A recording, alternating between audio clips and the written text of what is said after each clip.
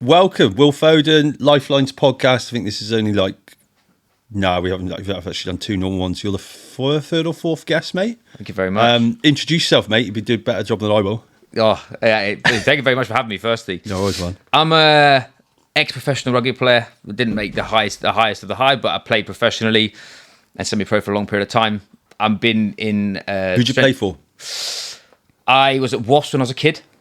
It's big.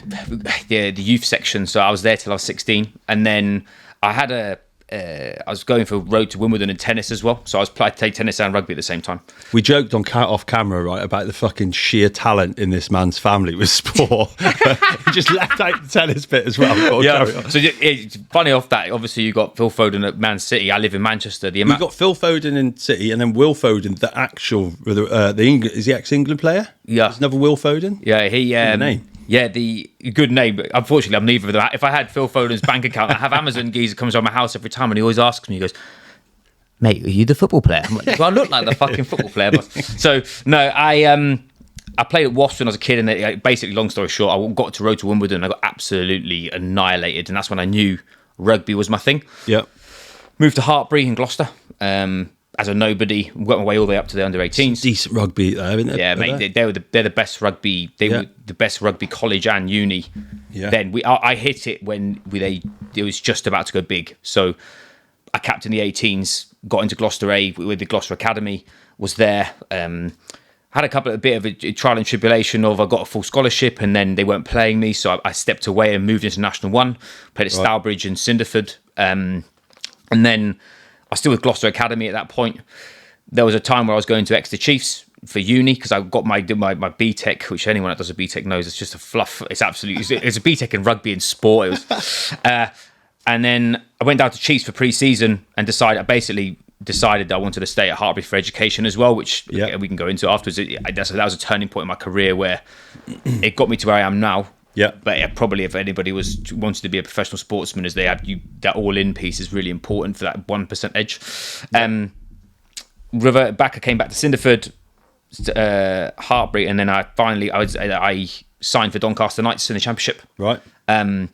Where they just came down into National 1 to bounce back into the Champ. I suffered a major knee injury. I used to own a livery yard with horses with my ex-partner, and she was getting trampled, so I got involved. He turned around and kicked me rather than kicked her. Snapped my leg off. So I had rugby players tackle a horse. Not even joking. So my old coaches called me Crazy Horse after that. Hell. So my leg folded in half. So I've got ACL, PCL, and MCL. Shit. Yeah. Came back and played 10 months later. So Donny went up. I played in the Champ, my first game. BNI position? Back row. Played 7. Yeah. I played hooker as well, only a couple of times. I fucking hate hooker. That's the neck. I've got a massive head, but I can't be doing that, mate. I was just violent. That was my thing. I wasn't that talented. I was talented, but not the next level.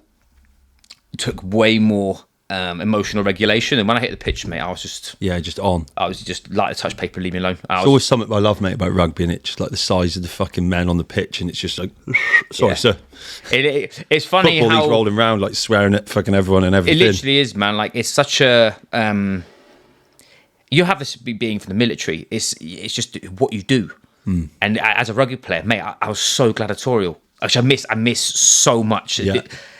No one understands what it's like. If you fold somebody in half and break their ribs, mate, it's the best feeling in the world ever. It's the same with, again, being in the military. I've got friends and people I've worked with who are like, you'll never know what it's like to actually be in a real firefight. It's all shit until you're actually doing it. You'll never get that back either. And that's, again, something that I think where sport and tactical units and stuff that's in high performance, that's probably where this all came from. It was more the principles around it rather than I didn't really give a fuck where it was from. When I started to be a coach, because step back, I was a. But do you not think? I think about it as an interesting one. I've been looking forward to this fucking conversation for shit like this. Fear, mate. There's just fear controls us all, or some of us, and when it doesn't, that's why I've got this on here. Life lived in fear is life half lived. Bit cheese bag. Hey, but it means. If you think about rugby, you're talking about take away what it means for you. It's just running into stuff that most people fear, and on the other side of it, it's not fucking bad. If anything, it's quite rewarding. It's like, I think Will Smith famously jumped out the plane and said the worst bit was just before, and then all of a sudden it's fucking sheer elation. It's something that I've got into over the last 2 years is understanding how to actually build resilience in people. Yep. And I think especially when if you look at it from a military standpoint or from a tactical unit standpoint, you're actually you're going into a life challenging situation. How do you separate yourself in that situation? If you either get fight or flight, or those who run into bullets, those run away. I think it's only ever about a mindset and an understanding, confidence in what you train to do. 100%. And it's also about understanding the physiology around it. That's what made me curious. It's all well and good. Like, people are so big on, like, you've lived that. That's what I mean so much to you. You haven't gone down your mate's fucking shop and gone, do you know what? I've seen this tattoo on this bird on her ass, and I'm going to put it on here. I think that's what fascinated me around resilience and building. Because I played rugby with a broken jaw. I played rugby with my ear ripped off. Do you not think, if you see, and that's the thing, mate, it's the levels of so I don't think there's any comfort in discomfort. I find comfort in discomfort. I don't think there's anything to take from comfort. No. When you refer, and we haven't quite already, and again, just echoing, this conversation's kicked straight into what the whole thing, diamonds are built under pressure, cheese bag, but there's such there's the philosophy behind what it means is evidenced everywhere. Yeah. So Stephen Kotler is the guy who's kind of revolutionized flow state, and how I saw a bit of this. You're talking about flow state. The guy's mental, man. Like, he talks around, basically he goes to like people that are doing crazy stunts and adventures and sort of take, the people that are riding fucking 30-foot waves or 60. I raced motocross for a long time. Family, 2 British titles and stuff. So flow state's just natural. That natural piece where you're in excitement and anxiety, that gap in between is flow state. And like you're saying about diamonds under pressure, is your brain is biochemically wired to rise to challenge. So that's why people like you are driven by that. But others find that difficult because they're not exposed to it. And I think so. And then they raise a good point, and this is why I can be quite I fucking am polarised, and I know it, and I quite enjoy it. So I'm not even going to hide behind it. If you've watched enough, but I wasn't when I was in the army. We talked a bit off camera. 16, I was a little pussy. Like, I was scared to fuck. I literally sat on the train station. The bag of clothes made my arm numb. It was a fucking bag of clothes. I was that fucking tiny. I shit myself, but the thought, I just didn't want to stay at home, and I talked myself into going in the army. I thought it was Dave Rambo. Like, I look like a fucking Duracell battery with ginger hair and spots. But I think, and then, mate, I remember I sat in Gaz's fucking Millennium. It was like cleaning. We weren't allowed anything 14 weeks, sleeping on the floor. It's fucking great, to be fair, and you realise the benefits of that. And I had a CD player, and used to sit in the locker room toilets because you weren't allowed it, and listen to tunes. Yeah, nice. And like miss me mum and that. And I was like, but it's not like people say now when they're going through stuff. It's like, I totally get it, 100%. Man. But I learned to fucking live with it, and then but it took time, and I don't think I ever talked about it, and I probably haven't this much till now. So I totally, and this is all the shit you do, right? Yeah. So it's around understanding, like, being resilient is about exposure. Yeah, and the more that you expose yourself to challenging situations, the more you callous yourself to be able to. Nice. We create space is the thing that we coach. So there's the event that's happening. There's the frame that you're seeing it, and is actually what's happening. Yeah. So your story is an example. You put me in a war zone. It's not paintball, mate. I'm gonna get shot in the face and die. But I've never been there. Where if you meet my uncle was a corporal medic in the Navy. If you talk to him about like people getting their arms blown off or all this jazz, it was. Yeah. Firefighters, mate. We share massive friends now. It's such a. And this is why, like, I'm passionate around performance, because the performance that matters. I'm not passionate around, like, someone comes to me like, "Well, I want an 8-week 6-pack." I'm like, "Yeah, cool, but I can tell you how to do it, but it's boring." Like, that's your issue. Is you've got either some form of weird. They're attaching value to something that could be just shifted a bit. 100%. The value is not the 6-pack, is it? It's what you end up building and what you keep. Yeah. So I tell this, I've got people that can ring me up because I'm a sport nutritionist by trade and an S&C coach is where I started. Someone rings me and asking me these sort of questions. I'm like, cool, your calories are this, going to 10% deficit, train 5 days a week. Or at the weekend, mate, stood in Brighton, there's poor lads looking at the thing in Holland about, I've gone in there because we're about to take on a fucking protein bar brand. We're texting Gaz loads of pictures. Mrs. is sitting there, she's quite interested in this fucking poor lad, literally like looking in the mirror, mate.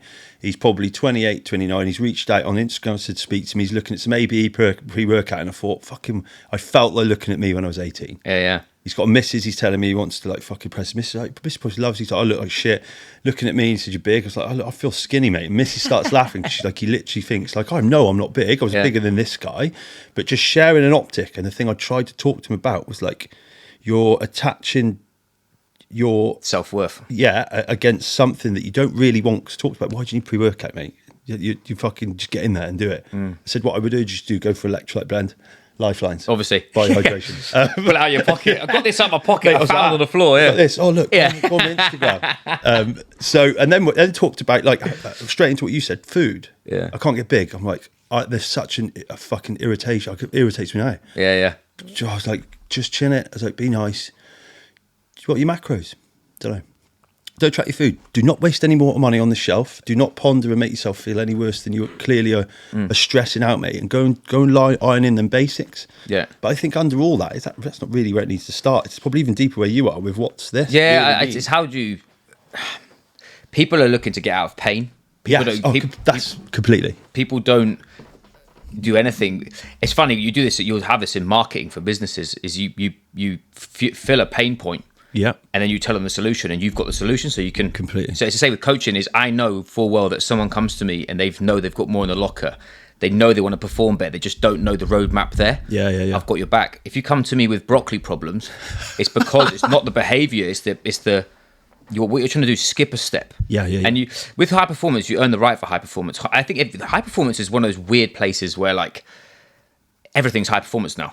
Where I think that's bullshit. Oh, mate, completely. High performance is a deliberate practice of being better. You have to actually be voluntarily putting yourself in situations and doing the behaviors that warrant the high performance outcome. You could define that by hippocampus growth. Yeah. We know now through what what's his name? Andrew Huberman. Yeah. Took Goggins. Was it Huberman? Took Goggins on his podcast and told him about the fact that, did you see this? The research around doing hard shit, doing stuff you don't want to do, not difficult. I've seen you doing Ironmans, and we'll come on to that. It's fucking crazy bastard. That's difficult. Yeah. But I reckon there's times on that when you're just doing shit you don't like. The 5 hours we just took on an athlete for PWR, and this bloke's married, kids, another firefighter, dad's I think due through Jersey. Oh wow. Telling me he gets up at 4:30, does 4 hours of fizz on like fucking Saturday and Sunday, 7 days a week, then takes his kids out, dinner with the missus, then trains in the evening. It's fitting all. I'm like, you are fair play. Like that's high level, that's high performance to me. But there's the growth out of that is like days you just don't want to do it, and there's hippocampus growth off the back of it, which is a fundamental part of the brain. Yeah. So the link about or the illusion that you could be high performing is so distilled. It's such a small. It's margins with regards to, because it's weird. It's an oxymoron.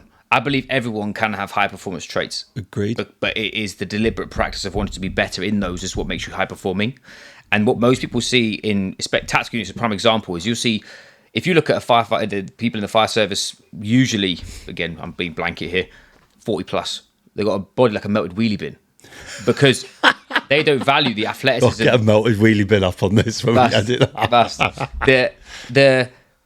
They don't associate the athleticism needed to be an asset in their job. That's a great asset. Yeah. Asset. And that's why I'm, again, it's the health thing. Health is you can't build anything off a non-healthy organism, but something that especially for those individuals it becomes like a slow puncture. It's socially acceptable. Oh, cool, whatever. Eat this.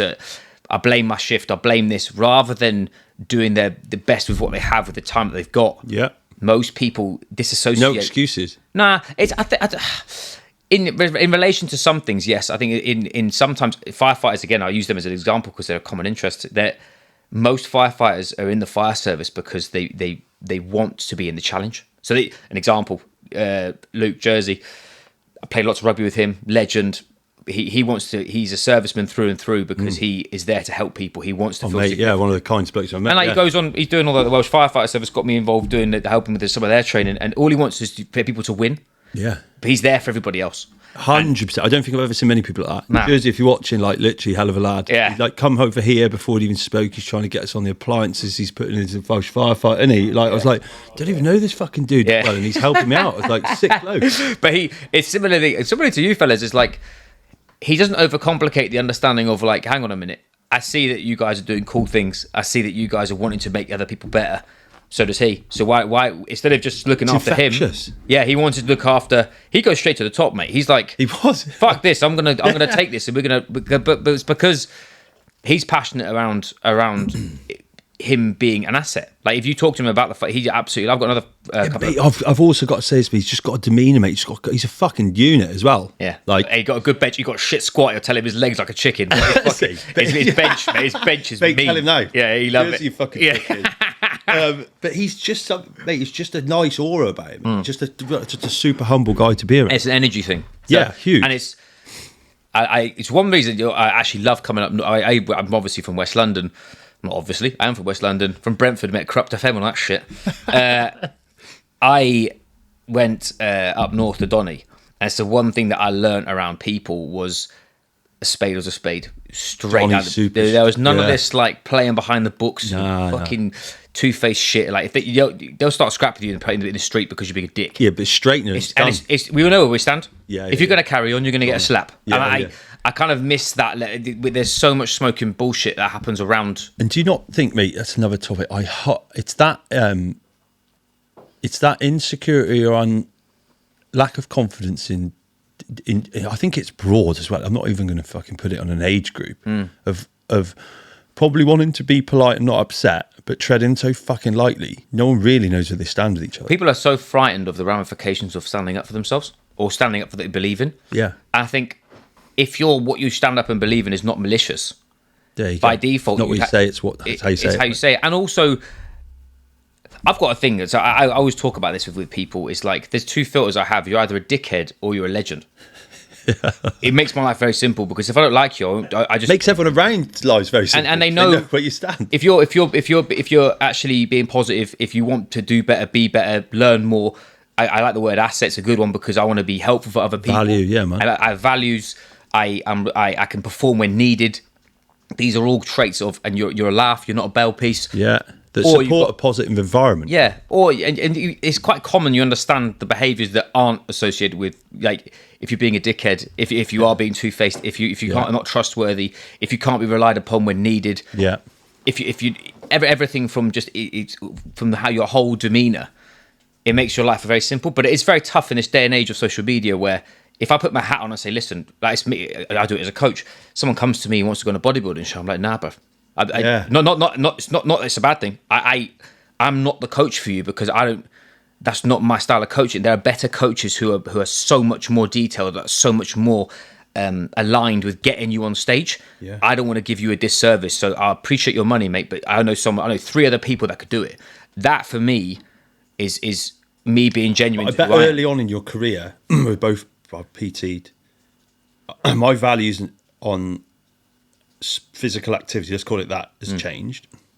I used to have high value on the bodybuilding community. I think it's eating disorders in disguise. I just don't think it definitely impresses me. I mean, torture that people go through to look fucking different. Yeah, mate. It's if you ask for anybody to be for discipline, bodybuilders, unbelievable, by far, unbelievable. But where's the healthy line? Nah, exactly. But it's also it's like anything, though, isn't it? There's the reason why you're doing it isn't the reason why you're doing it. Like me, I was a fat kid until a girl in year 7 called me fat in a swimming pool. Freya, shout out to you. What was her name? Flag. Freya. Look what you created. She's cat as well. She's grim. But anyway, created a monster here. Yeah, I literally did the opposite. I went right, cool. I dropped 2.5 stone, 8-pack. I wasn't eating disorder, but I suddenly went, hang on a minute. No, but it was enough to say that the problem got big enough to make change. Massive. That was different. Getting called like fucking literally, I didn't have a biscuit. Skinny battery boss. Literally, Duracell at playing Slam with a black tracksuit and some like ginger moth. Yeah, 100%. But just went out and dug blind and fucking thought, right, I'm not be the ugly kid at school anymore. Fucking 2 years later, come back pretty jacked. Yeah. To me, mine was my whole life until I finished rugby was about proving I could do it, and it was to everybody else. Yeah. And then when I did it, it wasn't on my terms, and I can go in that after. Did you? I think I've watched something on your socials about this. This is when you become a dad as well. Did that massively change me? I've watched that. Being a dad for me suddenly you will never understand it until you're in the middle of it, where you get like a sixth sense of emotion, where suddenly you're drawn to what's the fucking point of this, and this has to matter. Yeah, you've got that, haven't you? Gaz talked about this. I use the term "make it count." Like, there's so much fluff in as soon as you've got a kid. It's like, listen, this centers you. Yeah, it just it gives everything a bit more meaning, especially for me, like as an identity thing. We talked about my rugby before. I was a rugby player.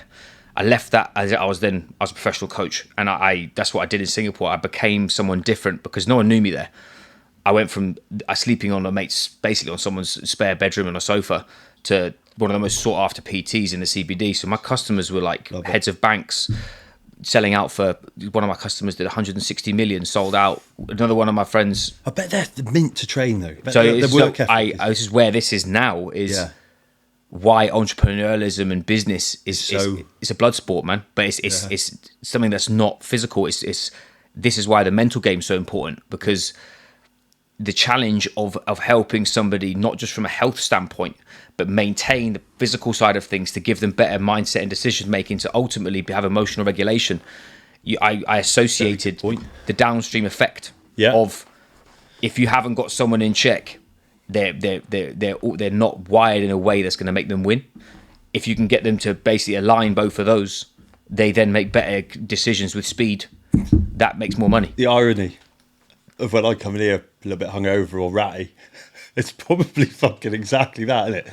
And you're there picking up shit normally. Yeah. Like, but just that physical instability, which could be massive. Thursday morning. Some weeks. It's tough with especially with like alcohol as a prime thing. Like we know like what that does to brain chemistry. Yeah, unbelievable. And but I still do it. The shit, but it's also, it's different. It's a weird one because that'll be hardwired from when you're in the army and when it was socially acceptable to just get fucking melted and be up at 3 a.m. doing work or whatever. Yeah. But also, but maybe something like, again, this is what we talk around is like, you've probably used that as an emotional crux before. And mate, I've got to be honest, I say this on camera, my missus has got me right. Yeah, it's definitely an unhealthy coping mechanism. And I'm trying to convince myself it is. And I'm not even saying it I'm kind of looking at it, but I can't see any at the moment. And I don't know what you think of this in the line of what you do. I'm not, and I'm definitely someone that will change. Show me the reason, show me the why, show me this development, show me this progress, or if I'm pissing someone off or upsetting the environment, or if I'm doing someone injustice, fine. Yeah. Right now, and I just going fine, but it's like when you are probably affected, I'm fucking still hungover on the way into work, about 2 hours sleep. Is that then acceptable? I don't know. Do you know what I mean? There's two sides of it. There's the biochemical, what you're doing to your body. So like how you're everything from... If you look at it acutely, it's not a problem. So like one day, mate, your mate comes over, you lot celebrate a massive win here and you get fucked up. Yeah, well, brilliant. If you're using it as a crux for life, that's the problem. Because if it's this, my stress mechanism. It's a gap filler, consistent. Yeah, and this is I do this and I reward myself with this. You're not a fucking dog. You don't reward yourself with food or shit. That's what happens. Yeah, like that. But it's addictive. So the problem is you're stimulating that dopamine center in your brain because you usually the social occasions of what you're doing around getting on the piss, whether it's sport or whether it's mates. But from a biochemical standpoint, you're talking about hippocampus growth and stuff. You down-regulate. Yeah, that suffers. Your neurotransmitter growth and all that kind of stuff through excessive amounts of alcohol because it's poisonous to the body. So, but my thing is alcohol is degenerative by default because it's a poison. Yeah. But your body is wired to deal with it because you can use it as a macronutrient. Yeah. So alcohol's the fourth one. Yeah. So you didn't know this. Yeah. So you got carbs, proteins, fats, and alcohol. So alcohol 7 calories per unit. So that's the thing. But what will happen?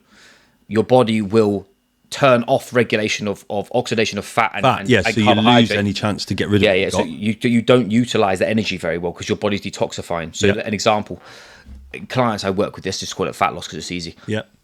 Come to me and they're like, but I'm drinking. I'm like, cool. One bottle of wine every night, not really realising. But what I'm doing is I'm switching off the lever of I'm able to utilize energy and what my body does. When I've got floating blood sugar or I've got an excess amount of energy, it turns to body fat. So you'll have somebody who is taking on alcohol, which is increasing cortisol. Cortisol is a stress hormone. They'll be on a calorie deficit because they're not eating all day because they think if they're going to beat the code, so they have high amounts of cortisol. And then what will happen is they're in a calorie deficit. So the body's stressed and it's liberating blood sugar. When it's liberating blood sugar, then what's happening is because you're not doing fuck all, you're stood there like a lemon, I don't know, watching football, watching England be shit. Shit with the lads eating pizzas. Yeah. Your body then is in a calorie surplus but in an energy deficit. So you see what I mean by your It's a very good description. Yeah, if you look at it from a biochemical standpoint, no one will drink alcohol in the same way. Now, do I drink? Yes. Do I go out with friends? Yes. Do I drink often? No. But purely because during my Ironman I couldn't drink. But it's more that's the increases in fat physiology, the increases in emotional behavior because your amygdala is seeing stress the whole time. The increase in negative feedback from a biochemical standpoint would be like increased blood pressure, increased resting heart rate, poor sleep. Sleep's the big one, mate. And we know the difference in sleep or cause mortality from when you go to sleep and when you wake up in terms of those windows. Oh yeah. Missed. No. So when you go to bed, your cortisol's low and your melatonin's high. When you wake up, your cortisol's high and melatonin's low. When you drink, you increase cortisol by default because it's stressful to the body. Yeah. So you're reducing melatonin production. Yeah. So you're suddenly going to bed wired and tired. And that's why when you're there 2 a.m. after 3 bottles of red, your heart is fucking racing, even though you're a seasoned, seasoned alcoholic. That's not wrong. A seasoned, a mature adult. Yeah, mature adult. That's a good one.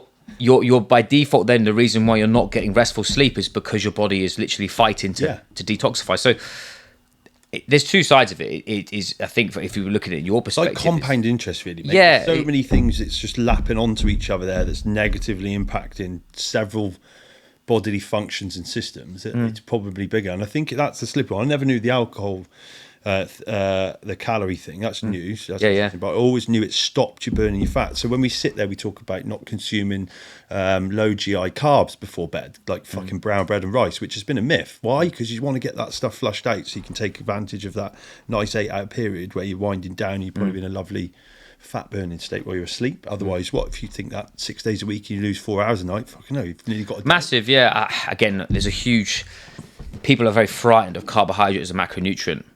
Well, firstly, from what we've sort of connected through the tactical unit space, if you're not taking carbs, you're missing a fucking trick. 2, most people who are an example, if you've got terrible sleeping patterns and you're waking up at like 3 a.m. and your heart's racing and you're just wide awake, is because your blood sugar's dropped because you've not had carbs before. And it's your body telling you to sort yourself out. Yeah. So when you were saying before, off air, we were talking about honey before. Yeah. Honey is glucose and fructose. And when you're asleep, your body runs off liver glycogen, which is from fructose. Right. So if you take honey before bed, you won't wake up halfway through the night because your blood sugar doesn't drop and the cortisol doesn't go up. Lyfelinez honey on the way. Yeah, see, it is not even joking. We've just had recent. I think we say to everyone on camera. We just asked in university here, and they're doing some research for us on the hypo kit. So that's where this come from. Nice. It feels like it should be a sleep honey. Yeah, no. So if you do this, I used to do this with potential clients. Is this a collab? We're making a new. Yeah, let's do it on it. We can. Good. I love the branding as well.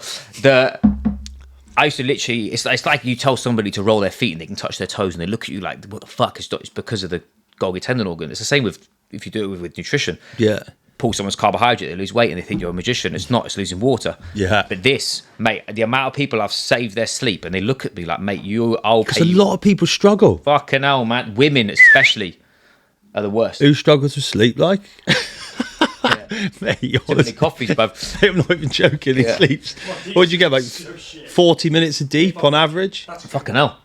Mate, he's probably only asleep by 4 hours a night. He sends me this weird bit, fucking weird like that. Like, because I can keep fun, mate. I'd win, literally. Although since stuff now over 8 hours, I could do 10 hours piece of piss. Yeah, Chad. I'll be in deep for like 2. Yeah. REM's decent. He said to me, I've slept longer in deep sleep than he slept all night. All night, yeah.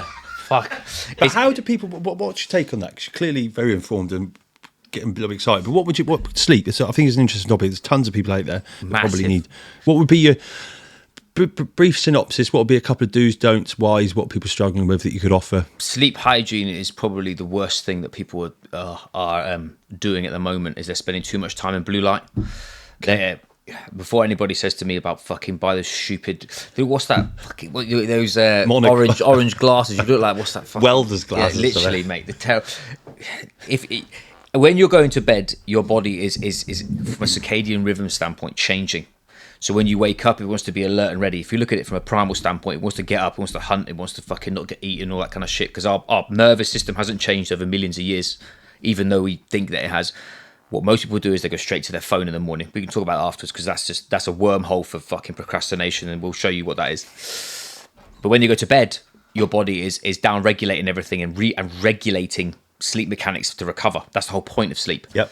what we do is we sit on our phone and we stimulate our brain to a point of non-existence of scrolling shit, watching too much fucking, I don't know, what's that fucking hot tour? But she's done well, hasn't she? She's done fucking well.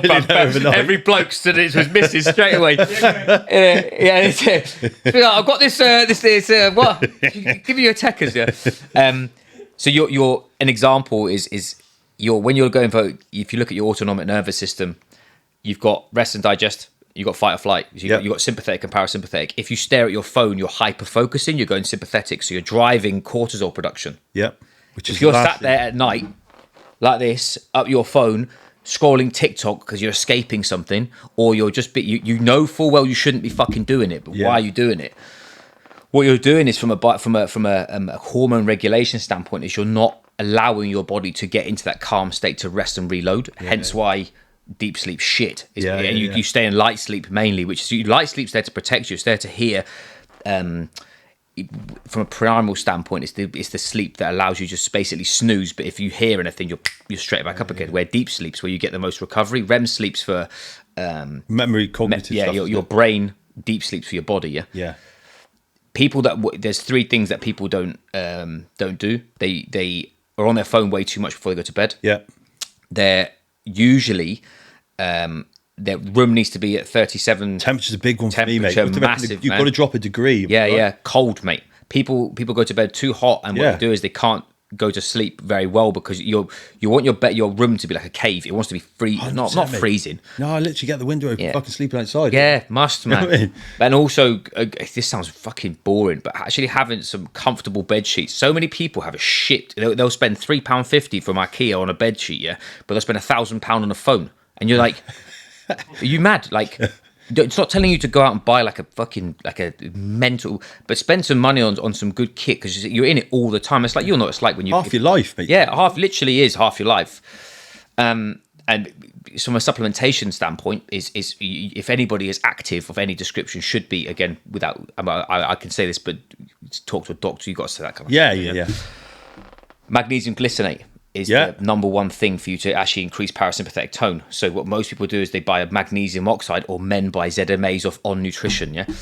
Magnesium oxide in that respect is not used. It's not anywhere near as bioavailable as magnesium glycinate. So from a bedtime standpoint, you want to try and get that in because that helps drive that turn the lights off, calm down state. And that's what most people don't do. And obviously from a bioavailability standpoint, you can't really eat enough magnesium to get enough for your body because it's not easily digested. So that's why you have supplementation is really important, because supplements are an insurance policy in my eyes. Like if you've got a shit diet and you're on subs, you'll still look like a fucking weapon. Whereas if you're dialed in with your nutrition, you eat like an adult, not like a bellend. And you have supplementation, suddenly, mate, the game's changed. So from a sleep standpoint, those things, get off your phone as fast as you can. Turn your lights down. So you should have like dimming lights in your living room or whatever. Before anyone says this, I'm not telling you don't be that weirdo that's like 7 p.m. turns your phone off, don't read and turn into a hermit. Balance, mate. Mate, and stop being a fucking weird. Like, everyone's so weird about like shit. Like I said, I'm gonna biohack this. I'm gonna buy those fucking welding glasses, and I'm not gonna be effective. But you're still on your phone like a dickhead. Like you're just looking like a paedophile. Like it's fucking.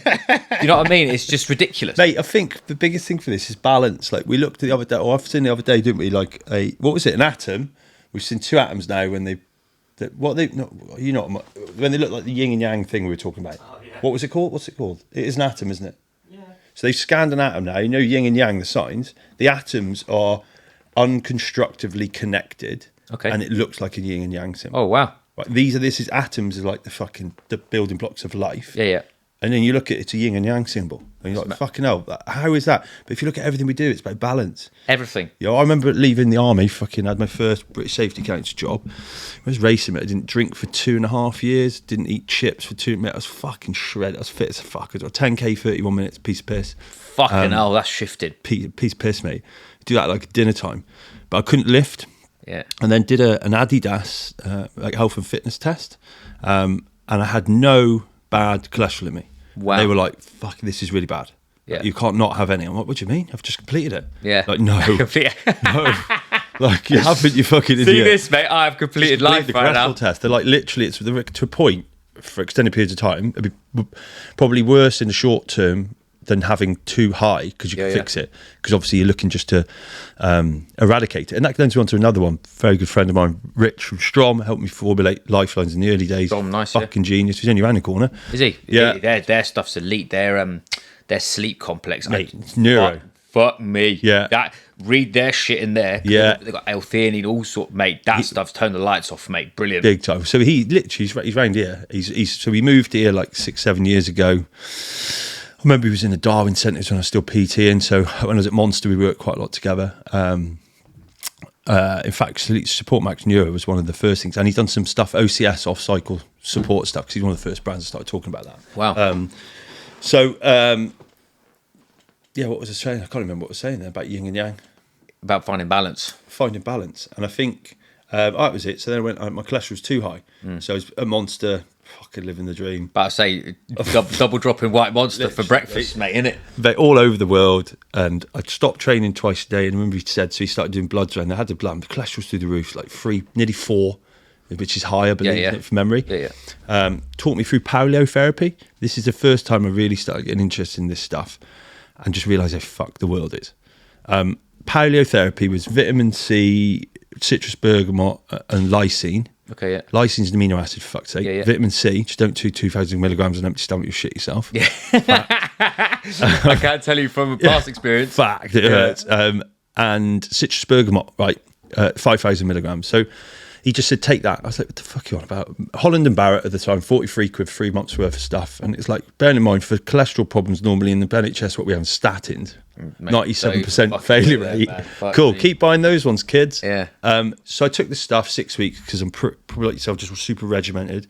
I went back, mate. I didn't even really introduce much cardio either. I did lie to him a bit and said I'd done a bit. Fuck all. Yeah. My cholesterol was bang on. Man. Because these 3 compounds actually move to eradicate the problem, not fucking thin your blood to reduce your blood pressure. Yeah. Which is not root cause. And it doesn't even do it properly. You need a CoQ10 enzyme to actually make it work. Mate, the statin's another level. But mate, there's a guy called Dr. John DiMartini.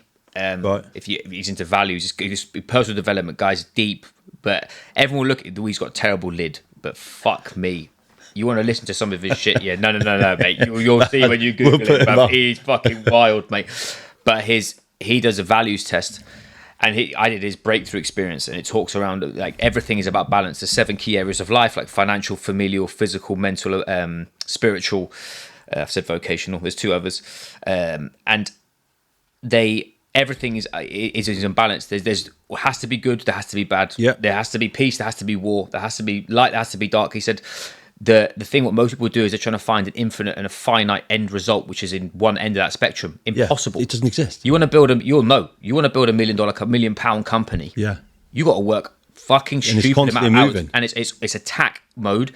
Your family life, it's not in the bin, but you dial that down, and you and the missus know. This is something that I look at my wife is through my business. I'm very ambitious. I want to fucking not take over the world, but I want to make as much impact. Take over the world. Yeah, I want to fucking attack it, man. Take over the world, man. I'm not here to fuck around. Yeah, 100%. But I'm unwilling to risk losing my family over it. I'm unwilling to not see my kid, and I'm big about life on my terms, which means I want to do, like, I just come back from Singapore. I sent it for a week. I literally, man. But I even heard on your clip before you come back, not to cut you off, you said, listen, ready to come home and see the family now. That's I think that was your last day when you were on social. Yeah. No, I was it filled my cup up to know, because Singapore changed me as an entrepreneur. Like, as somebody who is entrepreneurial, who wants to do cool shit. Yeah. Going over there, everyone is looking up, and everyone's like, well, hang on a minute. Well, let's go and do this. You need some money. Well, this bloke's investing. I'm from Brentford. I'm not from a ghetto, man. Like, most people come on these sort of things like, oh yeah, my mum was a crack addict and my dad used to fucking try and drill me, innit? Nah, opposite. Stereotype, middle class white family. Yeah. Lived in a shithole just because my dad worked in London. Yeah. And he taught me that. Like, he came from nothing, and he was then he won, like, he's an advertiser. He worked at Jaguar Land Rover, got D&AD awards, which are like Oscars for creative. So he's very out here. Yeah. Which I'm the opposite. My sister's very out there. I'm like you, mate. I'm a workhorse, mate. Yeah. But he always taught me, like, dare to be, like, be daring, be different, be decisive was his thing that he taught me. Man. And it massively made me curious and of the possibility of why the fuck not? Yeah, what if? What if? Mate, and there's what happiness if? in that. And how many other dickheads do this kind of shit? Like they go and you know, so many, especially playing at Monster. You've played around with some big fucking. I was talking, listening to your bit about Coca-Cola buying in on your Instagram about whatever, how many billion of pounds they chipped in. It's just 2.2 billion, 16%. If you said that out loud when you were a kid, you're like, shut the fuck up. My mate works at Greg's, where now it's like, yeah. Yeah, no, there is that's a fucking no-brainer, isn't it? No boundaries, nothing's impossible. Nah. So it's I think coming down to that balance piece, it's shout out to a friend of mine, Joe Parrish. He taught me that, like, what are you willing to regret? That's what I run all my. Yeah, because that's the only thing you're going to moan about. The only thing you're going to moan about is not all the wins that you've had. It's the shit that you didn't get to do. Yeah. An example: when I was in Singapore, my wife had a barbecue. My mum and my best mate at home. I was getting pictures there, and it was I never get FOMO on that kind of family shit. I'm like, fuck that now, mate. I was like, oh, fucking, I'd be sick. My mates, whatever, just be. I've got a dog, and he's playing with my kid. Oh, I never thought. Nice. Never. It's such a different. I had that as a kid. I was very lucky and privileged to have that from my family, but I was never sat in the driving seat of the dad's seat, which is actually, I've got. But do you not think this, what you're talking about, mate? Because I don't want kids and stuff at the moment. I said I might regret it. Could be fucking hell, mate. When 50 odd years old, we'll sit around the table, probably moan about it. But it's the nostalgia that I feel when you're sitting there talking about it. Is that not where some of this gets from? Because you've got such an ability to zoom out. Because when you talk, your optics, I high level. I'm very reflective. Yeah. The term that I use throughout my coaching is called impressionable. When I'm with clients, is I've got like a natural ability to be able to step back and be the thing you need me to be at that point. Yeah. And this is probably why my coaching's not just, I'm not the stereotype, cool, here's your calories, here's your training. I'll ask deeper questions than that, because I don't give a fuck about any of that. Because you understand there's no real value in it. And just go and do it. Yeah. You've got a 5-1 program that runs in a 12-week cycle. You've got testing, bookends of that cycle. Hurry the fuck up and do it, and let's see if you get better testing. Why aren't you doing it? Yeah. Hang on a minute. Yeah. There's the drive. You talk about drinking. Yeah. Living in Singapore, massive drinking culture. Really? Fucking hell. Like, let's go. Mate, it is. The amount of customers who I had to put on TRT because their estrogen was so high. Of course, you forget about the stress physiology. They're literally burying themselves. I've met some people over there, yeah, I swear. I've never met people drink like that. And they come to me for training and they send it. And it's weird because you're fighting multi things. Some of it, unless you were so educated and understand and good at what you do, you can't see. No. So you could go into conventional, fucking let's go and lift this, buy this, 5 tests this, 1, 2, 3, 4, 5, fucking bore off, snore off. Yeah. It's not going to work. No. Because you've got to understand what's hidden behind. It's what's happening under the hood. Yeah. And I love stories. So, like, listening to your story about being in the military, me and you automatically connected. Yeah. Because I'm not from the military, but why I automatically understand your values, what you do, why you're so entrepreneurial, why you're relentless in your pursuit, and also you're my sort of person who'll swear a bit, will call somebody a cunt, and also will have a fucking fight if someone's being a dick. Yeah. So I know what you. That's why I get along with military so well, and also the fire service. It's funny you say that. So when I first came out, a lot of my friends were very rugby centric. Because fucking communities are identical, mate. And you go to war. Yeah. With comfort and in confidence with what people next to you behind. And it gives me goosebumps. One thing I miss about rugby is that edge of, like, it was the closest bit to of any form of chaos combat out there. But also, I think, do you not think as well, the community, the sense of community, you've got true men. Oh, yeah. That are very capable. We miss as a society strong men. No disrespect to women, and no disrespect to anybody who, or in any form of gender or whatever we're going to talk about here. But it's the role. It's the energy of it's not acceptable for you to be in that position anymore. Jordan Peterson talks about a weak man's a dangerous man. And mate, and I very, very much understand. Yeah. I mean, it's and I think it comes down to your values, doesn't it? And what you believe is. An example, like my wife works in my business, but currently she's a full-time mum, and that is not me gun to a head. You're going to go cook, clean, and be a mum at all. Yeah, that's our life by design. Means I can work, she can look after my son. when she needs to be in the job, she can be in it. She's got choice. She's got the flexibility there. It's all... And it works, and right? It works for us. Yeah. It may not work in Singapore. That's really nice, mate. I think that's what we need to understand. When you look at the society, just what you see someone working somewhere and they've got a view on it, means the view's linked to happiness, success, feeling good, it working, mutually beneficial. Don't fucking take from watching that or this or hearing it that, they're saying everyone should be like it. But the fact we have to caveat this stuff it's so frustrating that we live in a day. And the problem is there's so much accessible information. And what most people do, they're not confident and happy with who they actually are. Yeah. So they run their filters through other people's highlight reel bullshit on Instagram, where it's like perfect this and my smoothie that, and I don't know, whatever fucking air fryer recipe they're doing. Yeah, and then no one wants to watch anything that's about 1.5 seconds long. Nah. This is the issue with social media, man. It's a newspaper. And most people don't actually go and read an intellectual newspaper. Back when we were kids, it was like you said, page 3. I used to, it was fucking wicked. Real. Yeah, at least the knockers on there. If you ever got the chance to see Kelly Brook, mate, you were fucking. Like I was about to go somewhere, we ain't gonna go there. But you know what I mean? Like, we live now in a day and age where you're fighting for attention. Where the minute that what I've learned to do, and I've done this since I've left Singapore, because I haven't got a big social media following. I've grown 2 fitness businesses to over 6 figures, not from fucking around, from being good at my fucking job. You understand your craft. Yeah, exactly. And don't get it twisted. I want to earn $1 million. I don't know how I'm going to do it because it's a different field. But there's people in my game who are that good. You see what I mean? Compared to the goal, mate. I'm like, literally, I'm with you on that. It starts with the goal. Unless you fucking can say it, what's the fucking point? You're going to just have to. I'd rather not get there and get close than be that. So I said this when I left Monster the military at 25. I set myself 3 goals under a fairly loose illusion of my own growth needed to happen. Life's going to be a fucking car crash because I don't really know what I'm doing. My mentality's definitely not fit for purpose for this fucking soft load of shit out here. And then went 3 big ones that's going to keep me motivated and hopefully not derail my ambition, because at times I know it's going to get shit. Either make 100 grand in a year, looking back now, fucking low bar, Dave, you pussy, you should have gone bigger on that earlier.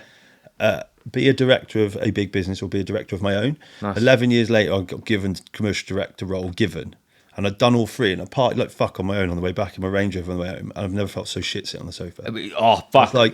This is a wormhole, man, of people will... Their value and their worth is very much dictated by a goal. It's mountain. I'd anchored everything on that, and you get there, and you're looking out to the view, and you're just like, this is fucking boring. Yeah, where do I go now? We hit our when I left Singapore, I 3x my business in my first year. Nice. From a relentless pursuit, let's fucking go.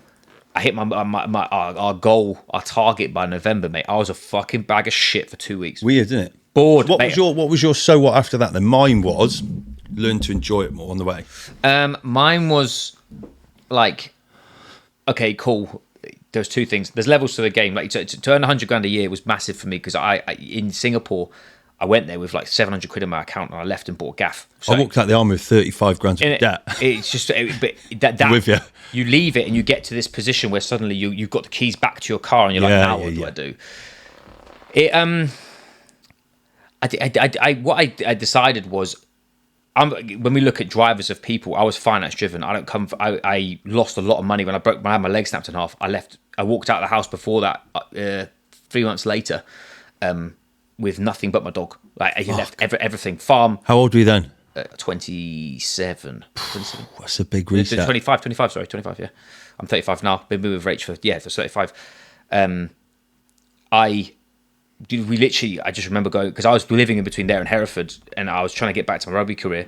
We were just the wrong mate in that position. I was in the wrong relationship. We'd outgrown each other, and I was a pussy. I couldn't break it off because I saw it for what it was when we were 18, and then we got to that position. We just hated each other. Pretty normal though, right? At that age, very normal, man. Yeah. Back on now, not saying it was helpful. Would have been helpful to realise sooner, I guess. But I bet there's loads of people watching it. Yeah, I wouldn't have been kicked by a horse if I really. Mate, I remember sitting there and the nurse lifted my foot. How big was the horse? Full size, 14.5 hand yearling. So, you know, on cowboy films where they've got a string on its nose and it's called lunging, yeah. Yeah. So when you see like the Olympics and you see the horses, they look really pretty when they move. Yeah. They're taught that they put a rope behind their bum and it makes them kick their legs up. It's called a passoa. Right. There you go. Look, this is my fucking equine knowledge. Did you know this was coming? This is an exclusive. My ex-partner was lunging that on her own. I just come back. I had 7 dogs then.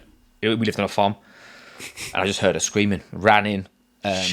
And it was fucking literally pinning her against the wall and was trying to stamp on her. So that was her body. It was going either side of her. She was small.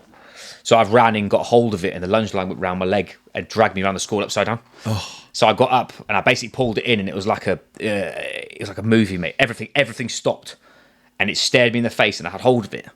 Just went bang. And I literally went, this thing's going to kick me here. I just let go, turned, and it hit me in the side of the knee. My whole leg folded. Oh, mate, do you know what I was screaming? I was screaming that I'd lost my rugby career. I didn't give a fuck. Yeah, but you've... I rang my mum. My mum thought I was joking because I was screaming, and she was laughing at me. I was like, "What the fuck are you laughing?" And she was like, "What do you mean? What you laughing? You taking the piss?" I was like, "No, my leg is." They lifted my foot, and they just kept going, and it was going 90 degrees. Like, it was fucked. So like, you get to a point. I think everyone has a certain period. Something happens in their life where I'm not religious, but you're staring down the barrel of like, what the fuck am I doing? Yeah. And that was that moment where I was like, I really fucked up here, but I'm going to make it happen. And everyone said I would never come back walking properly again. How'd you feel about someone saying you can't? Or someone telling you won't? Or someone literally giving a bit of a... When you set a goal or... Yeah, it's more... I used to be, I'm going to prove you wrong. Now I'm going to prove me right. Oh, I love it. So just because I used to be... I ran my whole rugby complex of I need to be good enough to play for England. I never got there. I was always the call-up. 18s, call-up. 21s, call-up. England counties, call-up. I was always just like, yeah, he's good, but he's not at. And I'm there going, just fucking pick me. Yeah. And then when it came, again, this probably reverts back to business, I suddenly put all the keys into my own... I was in my own car. Yeah. And when I was in Singapore, I literally was like... I've got to make this happen. I've got no money. I've literally left my wife. In the boats. Yeah. My missus, Miss Rio, came to Australia with me, and then she, when we came back to the UK, she got signed for like the Barbarians of Swimming, so it's like a global brand that flies. Hold on. Did you just say she missed Rio? That was the Olympics. Yeah. So she missed Rio by right. If anyone has got this far, you'd have heard earlier in the show we were talking about like the genetics of what the Foden children, or how many you got? One. Must be like a fucking superhero. Yeah. So the wife's... I fucking hope it's got her back ass, mate. This boy's going to be rapid and hard. What's the wife's name? Rachel, I'm sure we'll meet at some point. But yeah. So Rachel was on missed Rio. Yeah. So she was. I was going to Australia. So she was at GB women since she was 14. Mate, savage. Levels. So she was at the Youth Olympics. She's got Commonwealth medals from So she was 7th in the world at one point. So she's like the fittest in your relationship. Oh yeah, no, not anymore. I'll fuck her. No. I'm trying to make up for it. The worst thing is about my missus. Yeah, she'll train twice and be shredded. Yeah. And there's me. Like, is she younger or older? Younger. Yeah. She's got age on her side. Yeah, don't take that. That's bullshit, bruv, isn't it? Rachel, it's your age. It's embarrassing. It'll slow down soon. She's a fly swimmer as well, so she was like, what? Mate, if you watch her swim, was fucking me. How do you even? I've done it for like 2 goes. I'm not allowed to. I did it once, and she said, "Don't do that ever again." Why? Too good. I can't get my hands behind my fucking back, mate. Let alone spastic. So yeah, she signed for like the Olympics, like the Barbarians of Swimming, and I was going to Singapore. Australia. Revert back. We were talking about why she missed Rio. Yeah. We had this game plan of I'm going to go play rugby, and I just had enough, mate. Rugby, I went, fuck this. I've always wanted to play down under. I always wanted to go travelling. You can't. You're going to Rio for 3 months, so why don't I go play rugby there, and then we'll meet. Mate, she went to the qualifiers and she missed it by like 0.1 or 0.1 something. And I remember we were driving down from Filey down this really long road, and we were waiting for the call because she'd hit very close times before, so she was really she should have gone.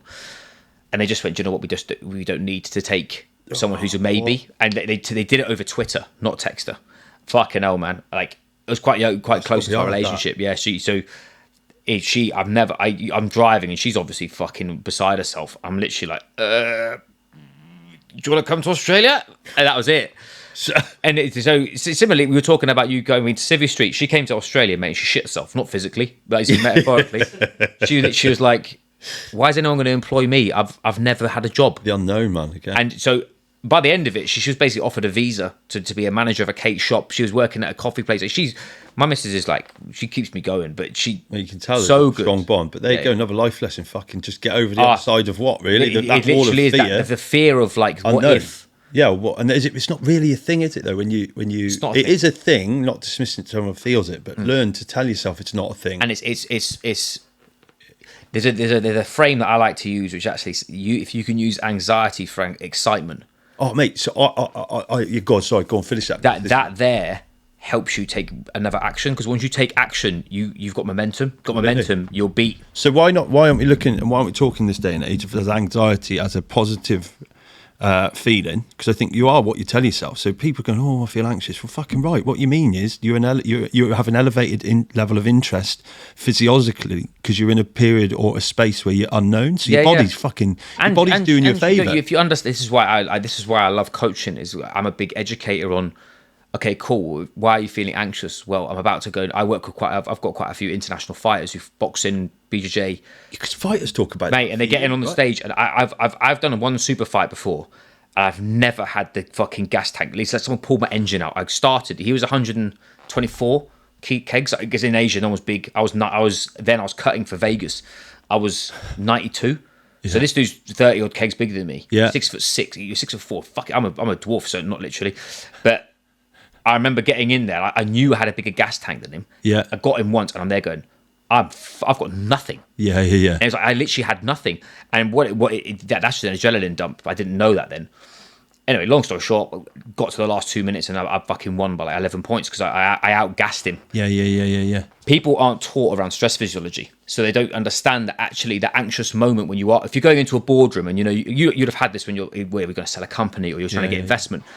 That weird anxious feeling there is a primal instinct of what your body's trying to protect itself. So I can give you. Have you seen the Chris Hemsworth documentary on Netflix? The series when he walks on the Symphony Hall. Yeah. Do you akin that? Because what he's talking about there, and we've all had it. Like, I'm scared of heights. His body shuts his fucking extremities down when he's up. No, it will. Until he does what he's taught, and I akin that to the same feeling as what anxiousness does. Because your body's just a heightened sense of breathing or a heightened sense of fear in the situation primes your body to go, right, I'm going to fucking make you really, really responsive. Yeah. So, but I think that's where we missing, or we've been. Well, that's where. So, what happens in a stressful situation is when you're resting and digesting, your body's got blood around your internal organs for digestion, for your brain, all this other stuff. When you're fight or flight, it's the opposite. It's got blood around your periphery, so it's got your arms, give you a chance legs, to save yourself. I'm fucking ready for war. Your body is wired for a saber-toothed tiger to come chase you. That's it. It's not wired for your boss calling you a prick. It's wired to someone going to come and stab you in the middle of the night because they want your food. Yeah. The people disassociate and don't understand, and they can't. What I've learned to be able to do and coach is, we talk about creating that space, is actually what's the event happening?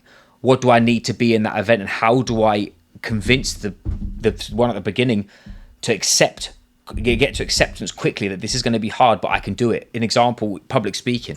It's a great one. You step on stage, and I had someone rang me. I was supposed to. We're in the middle of talks. We're trying to speak with a big company, which was anywhere between 100 and 3,000 employees in person. I have never done that, and I'm open. People come on here and they'll be like, "Oh yeah, man, this is all new territory." Shit like that is massive for me. Yeah. I can either be scared and it let me paralyze me, or I can be scared and be excited to whatever happens. For growth. I'm either going to smash the fuck out of it and I'm going to do 5,000 people and make loads of money, or I'm going to fuck it up. I'm going to learn. And I'm going to learn. Yeah, man. Because it's that open, it's that if you're having that open, Carol Dweck stuff, open mindset. But you've then told yourself, so you've set the parameters of what the outcome is before you've gone in, subconsciously, whether you fucking spoke to yourself in the mirror, who gives a fuck? But either way, you've set the boundaries. I believe we subconsciously, without that verbal cues, to even to yourself, and the guy off fucking Prison Break talks about with all the tattoos in the back, don't talk to yourself how you wouldn't talk to your mate. 100%. And I think it's that, and you reframe it. I can't do this. Yeah. I can't do this. You're fucking telling yourself you can't. Self-talk. People joke about it and they think you're a crazy fucker. I talk to myself all the time because no one else wants to listen to me. We use a thing of developing your inner coach, not your inner critic. So yes. If you're in a situation where you're coaching somebody else, why are you not coaching yourself in that way? Yeah. And why that's easy? It's more easily said than done is because it's not practiced. And this is why we talk about putting yourself in scary situations. If you continually put yourself in the fight, in a firefight, not physically, it can be verbally or whatever. Move the boundary. You suddenly then get used to that level. You sink to the levels of your training in chaos. You don't sink when it's all going well. That's not high performance. Yeah, that's just doing your job. High performance is when it's not going well. can you sync to your levels of training and still get the shit done? That's the key. What do they call it? I did Myers-Briggs, colours, insights, and there's talk about you're in conflict or out of conflict. Yeah. So out of conflict on this, I was a hub. It was interesting. Monster paid an awful lot of money to give the senior leadership team the entrance to this, and we did the role business, and they were looking at the bit when they're looking to probably put Monster into Coke. I can imagine like the difference in the teams. Like, I think most of the leadership team in Monster or the team were quite red, objection oriented. Everyone in Coke is fucking floating around in all the middle of the colours because the business is more mature. It's on a shareholder value. You can understand why everyone wants to work together. Really nice. Yeah. Monster's aggressive. That's why it fucking beat Red Bull in fucking God knows how many years. Cool. But I'd learned to be a hub, and you talk about a spade. A hub's like 4 points. Got like red, which was objection orientated. Green's analytical. I'm being very, very high level with this. Yellow and blue quite caring, calm. Yellow's empathy. Fucking bang in the middle. Now, massive. 10 years ago I did it. I was 96% red and I had 4% empathy and fuck all else. And Chris Lypack, who's one of my first bosses, was like, "What newspaper do you read?" I was like, "The fuck are you talking about?" And he's like, "Just answer the fucking question." I was like, "It's the 1-to-1. Like, what the fuck is the newspaper? Just answer the question." The Sun, he's like, "Change it for the one with the long words." Yeah. He knew I wanted to become a successful individual in a corporate setting. "What radio do you listen to?" "Radio 1. He's like, "Change that, use Radio 4. My missus takes a piss when she gets in listen to Radio 4. Why? Because my ambition to be where I was people that are going to be at least 20, 25 years older than me, and they don't give a fuck about tattoos, motocross, snowboarding, or going on the piss. Or they don't like swearing." And he said, what they will be, and you'll find a common trait for at the time, have been quite stereotypical because that has moved on. We're talking 20 years ago. They'll be interested in economics or politics. It's where my fucking love's a strong word, actually. It's where my interest for both has come from, and because it definitely helped. When I was we used to have this with when I moved to Singapore. I used to be a PT. I've been a strength conditioning coach at a high school, a PT in a gym. I was then a PT at physio for like £30 an hour. Moved to Singapore and they're charging $150 an hour. And it literally was like, we were talking, and because I'd never been a PT back to back, so I used to do like 3 sessions and I was done. This is like 8, 9, 10 people a day. but mate was like, "Mate, if you start reading the Financial Times, you've got something to talk about with your client. Because usually you get some fucking boring weapon who's not like this. They are a financial analytical geek who just wants a little better. No connection, and you can't talk to them about dicks and fannies because they're looking at you like, what do you mean? Like that's not." The point to that, like you said, is the art of coaching is becoming a chameleon and exposing yourself to different cultures, realms, environments. This is probably why I'm an absolute alien in that respect. And I agree, but I'm not to talk over again because I think it's an interesting topic. If we all were like this, everyone would feel more happier because there's an acceptance. I see you actually. Don't agree with some of the shit you're saying, mate, but actually I still want to have a chat with you. But people are so like... See different, fuck off. Exactly, yeah. And people always look for the negative in everything rather than being... We say be 3D is like, look at it from 3D perspective, not 2D where it's like me versus you. It's like you, them, and whoever's looking at us both. Exactly, and what's they actually saying? Yeah. It's the same with most situations. Is if you can't see, Chris Voss talks a lot about a negotiation with this, like standing in someone else's shoes. Or my friend Tim Castle, same thing. Is we both want an outcome here, not just me, not just you. So that means we don't fight each other. We've got to dance, not literally dance like a clown. But if you can dance that situation, you're then going to come to a common outcome that you're both actually win-win. Where again, if you look at it like deep business stuff, there is no such thing as win-win. It is you want what you want and I want what I want, but there is trade-off. But then you go into the optic. You're like, well, how long does it serve a purpose? Something else bigger? Exactly that. So, like you said, but that's zooming out. Yeah. So what most people do is they see we walk in this building and it's this meeting, rather than if I do this and this happens. Well, hang on a minute. He knows this person that can get me this business. I do this with coaches of mine who I work with on like a consulting basis. I coach coaches how to coach better, and they go all they're talking about is Instagram and leads off Instagram. And I was like, when was the last time you asked your clients and said, who all own businesses because they're asking for PT, and said, do you know what? I want to come into your office and I'll do an hour seminar on insert whatever, menopause, PCOS, nutrition. Valuable topics that people want to fucking learn about. And they're willing to pay for it. Not some fucking 16-year-old Asian kid in China that's flicking through TikTok and doesn't give a fuck about your service. But people are like, this is what blows my fucking mind is, I don't give a fuck about being famous. I want to be rich. So that means connection. That means delivery. That means impact value. And value. And it's more important than it's ever been, right? More, because it means you've got substance. Yeah. And I'll put my hands up and say I'm not a finished article. There's so much that I want to learn, but the stuff that I don't want, that I don't know, I find someone better than me, and I'll put them in front of you. Like, because 100%, yeah. That is like mental performance. I've worked with 3 different mental performance coaches. All of them. The one Jay Headley, who was the guy I did after my rugby. He deals with Fiji rugby team, or like the head of BA, or people who are like heavy fucking hitters. Yeah. I'm willing to pay him good money to learn off him. Why? Because it rubs off. Yeah. It means I'm not him. Yeah, because, mate, look at the other way around with social media now. You've got people that, and each to their own, like, but you're just regurgitating things because they get some good traction. Well, most of this shit is toxic. Like, it doesn't even work. Most of it's so emotionless. That's why you feel so hollow when you're doing it. Most people don't focus. Do you know what I put on there? It's stuff that I love to read, what I know is important to me, what I stand for, my story. Because I'm super filtered on my socials. Yeah, it's people don't buy what you do; they buy why you do it. So we'll go back straight. No credibility, no authenticity. It's easy to spot. Authenticity is the key. It's easy to spot. Yeah, and you just talking about some beige topic because you feel that you're there. It's what like someone wants to hear. Instead of you spending that half an hour getting into the subject and getting a result, and that result's worth X in comparison to. Coaches are spending so much fucking time learning how to use CapCut and not learning how to coach. Yeah. That make results. Like, listen. So we talk about UGC. We talked about before building brands. I think that goes through every strand of life now.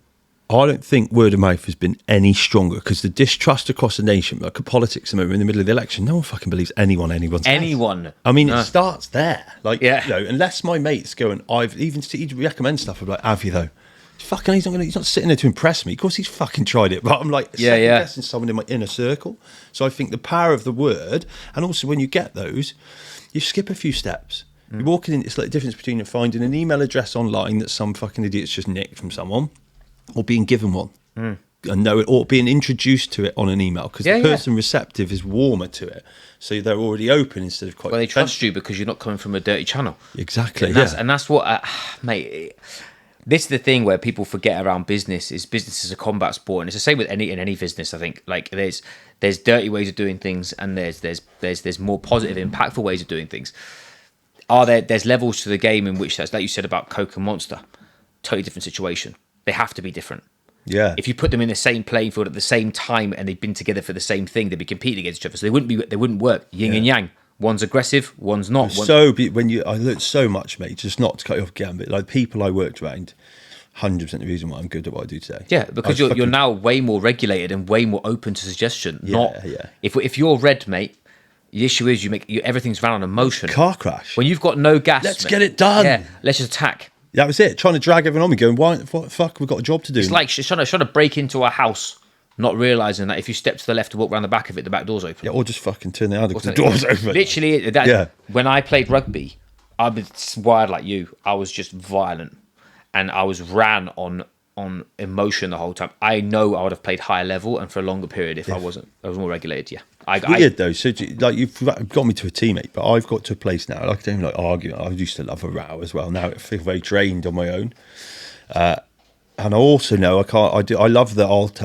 I put it out there. Bit of Conor McGregor talks about. He knows to do. Put it out there because on the days I don't want to do it, I'm like, "Fuck you, dickhead! You put it out there." But even that's becoming exhausting. So I'm definitely moving, but it's fucking weird to suddenly feel that, mate. If someone just said you can't, I'd be like, fucking you just literally injected me with fucking nuclear energy. I think people look into things like that as they need to have something different, where actually it's about how to weaponize that, and not literally weaponize it, but weaponize it in a way where that actually gives you fuel and energy. Yes. Most people, like you said, that situation, you'll see that because you've grown up that you think that's dirty because that's not right anymore. Whereas actually, it's the value. I don't take value from that now.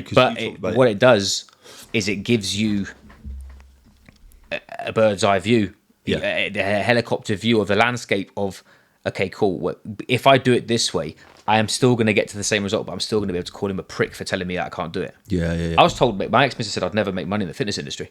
And I used to use that as fuel. Like, I used to be like, watch this motherfucker. I'm going to do it. But then do you not think it's quite nostalgic to look back and go, actually, that's the meaning of life, isn't it? I've learned, though. That's got me here. It's taught me the lesson I learned. Because actually, I'm going to understand the walking. It's not the person that can walk, that get there the fastest, that's going to enjoy the journey. It's the one that wants to enjoy the walking the most. Yeah. So, 100%, man. Like, I don't think...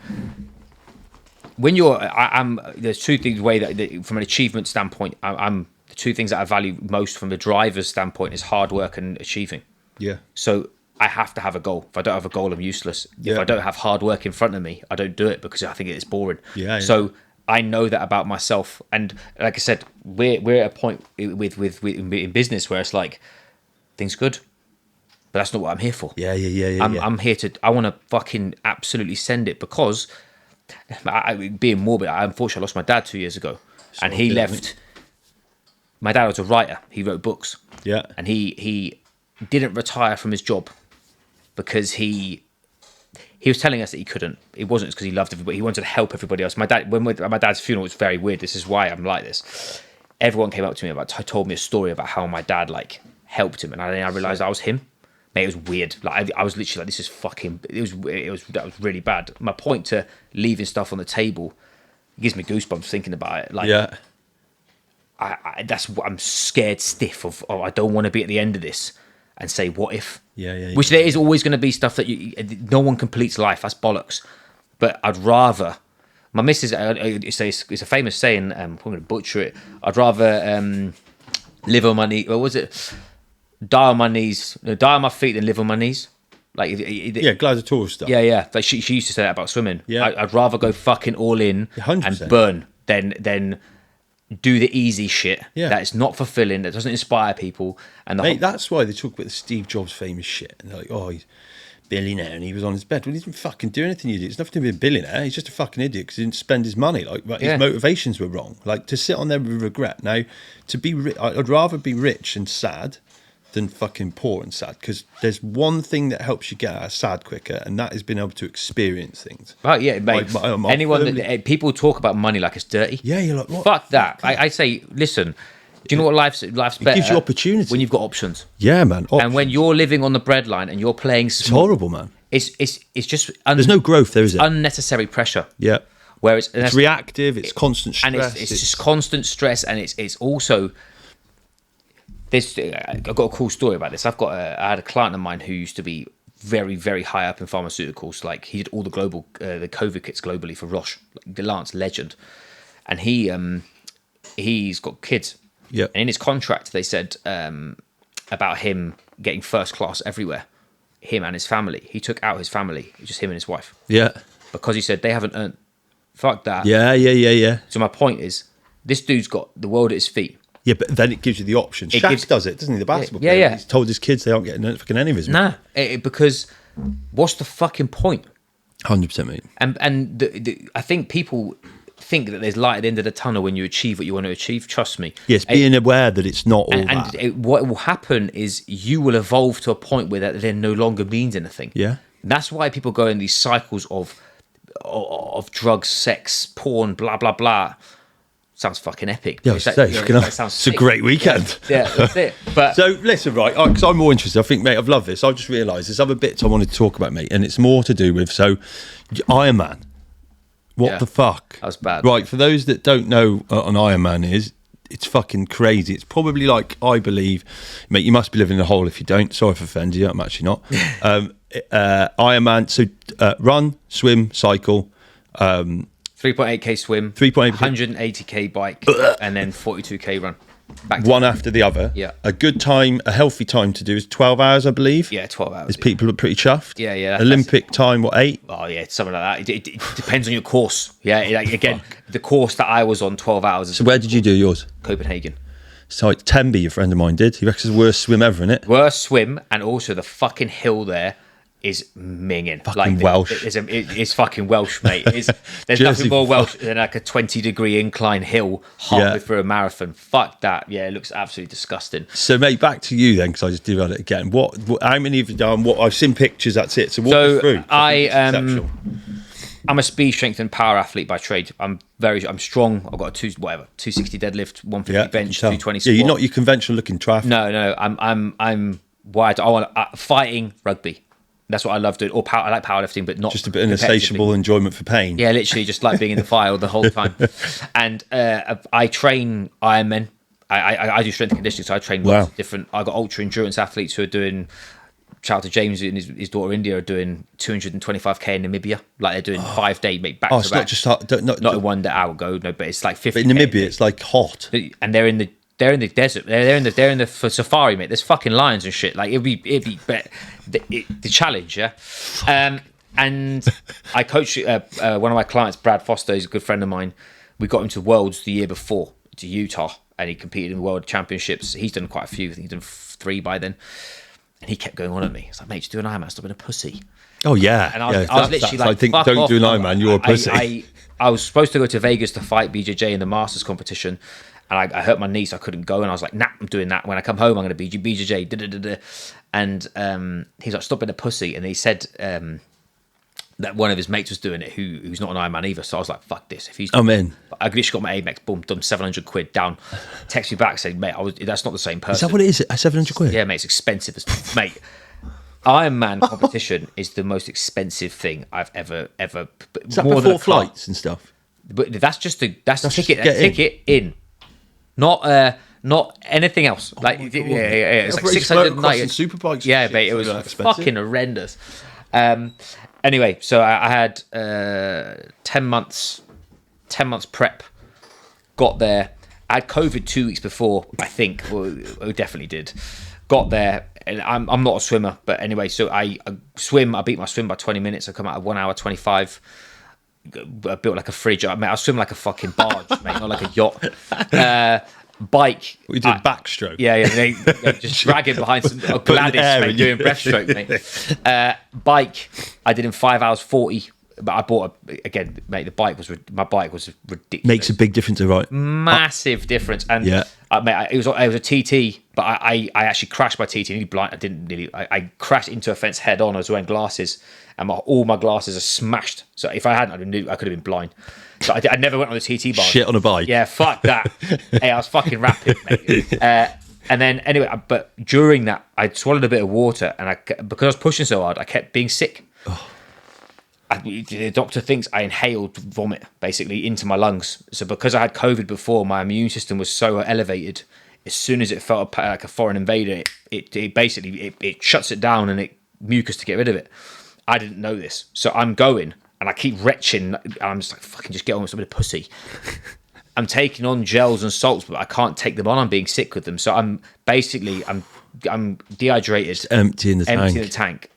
Get off the bike. First 10k sub an hour. Second 10k hour. So I'm there going, I've got 11 hours 45 here. I'm gonna fucking smash this, and then make my world end. Tanked. Yeah, I got to a station. And I tried to jog again. I was like, it's like starting a car that's dead. Your battery's off, mate. And so there was a joke with Brad's dad. We used to call him the Rolls Royce because he's legend, Mark, and he was like, he fucking can't fucking catch me. And I remember I had like 10k to go. He ran past me, and I'm literally like, this is what the fuck is going on?